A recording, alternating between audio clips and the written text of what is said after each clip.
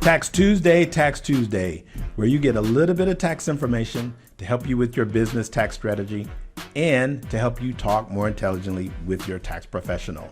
My name is Roderick Robeson. I am a Texas certified public accountant, and today we're going to talk about business entity structures. Now, I'm often asked, should I be an LLC, an S Corp, or a C Corp? Well, all of those things depend on a lot of factors. But before we can dive into which entity structure you should select, we need to lay the foundation for business entity structures, because I encounter a lot of business owners who don't have some of the basic components in place. And the reason why they don't is they haven't hired a good attorney or a tax professional. And you need both to ensure that your entity is set up correctly, because there is a duality related to business entity structures. There's a state level component, and then there's a federal level component. So, state level component. The states are the one, as a general rule, that are going to regulate how entities are set up. This is why you sometimes hear, you should be a Nevada corporation, or you should be a Delaware corporation. The states are going to dictate how that entity can transact business within the state. So there are a lot of compliance pieces and components that you need to have in place. And the best way to ensure you are following all of the state laws is to hire an attorney. You want to hire competent legal representation. And in addition to that, having just a cookie cutter, let's say operating agreement or articles of incorporation, may not mitigate the type of risk that you need for you specifically. So when you're setting up an LLC or you're setting up a for-profit corporation, you want to get legal representation to walk you through that process and to ensure you're checking all the boxes.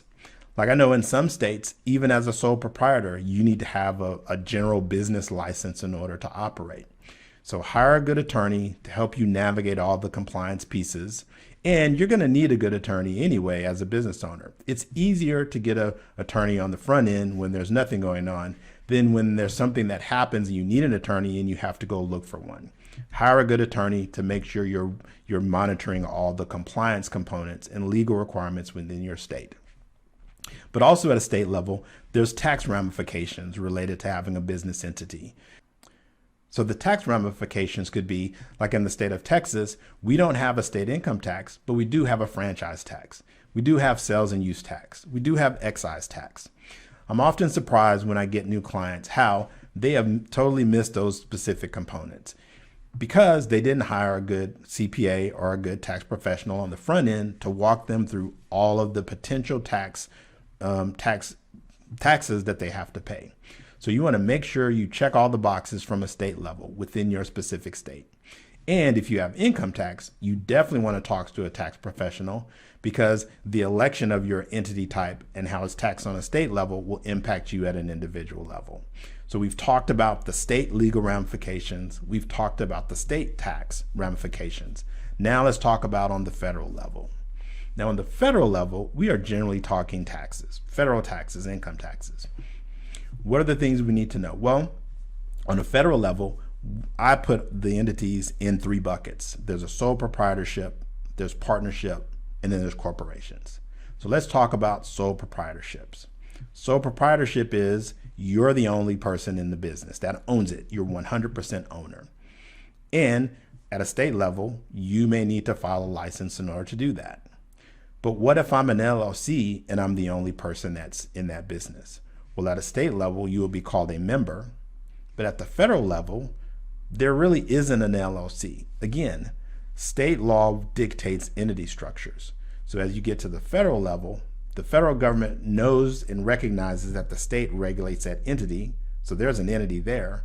But what it will do is disregard that entity at a federal level. So you being the only owner in the LLC, that's a disregarded entity at the federal level. Well, what if there's more than one business owner? Well, more than one business owner generally is a partnership. Well, that partnership can then set up an LLC, and then all the partners go into that LLC as members. But at a federal level, there's still a partnership. Again, the LLC is a state regulated state structure, and at a federal level, it will disregard that entity, but it's still a partnership. There is a federal level partnership from a tax perspective. Now, the sole proprietor will fill out the sole proprietor, disregarded entity, will fill out a Schedule C. And that's kind of like an informational return. It attaches to the 1040. The partnership will fill out a 1065. That 1065 will issue K1s to the partners, to the members at a state level. That all flows through to the 1040. So the partnership doesn't pay any tax. Well, there's no difference between the owner at the federal level for a sole proprietor. The sole proprietor will pay tax. It all flows through to the 1040. And so that's your sole proprietorship. That is your partnership. Both of those can be LLCs at a state level, but at a federal level, that entity is disregarded because there isn't a federal LLC. So now we move to the corporations. Corporations, these are for-profit corporations. And here's the thing, at a federal level, there are two types of corporations. There's a C Corp and there's an S Corp. And the C and the S basically stands for the Internal Revenue Code section at how they are taxed. So you can be a for-profit entity at a state level and be taxed as a C or an S. But also you can have an LLC and you can elect to be taxed as a C or an S. In addition to that, you can be a single member LLC taxed as a C or an S, or you can have multiple members in your LLC and be taxed as a partnership, C or an S. These are all elections that you can make, and which election you choose is going to depend on your specific tax profile. So as you can see, this can get really complicated really fast.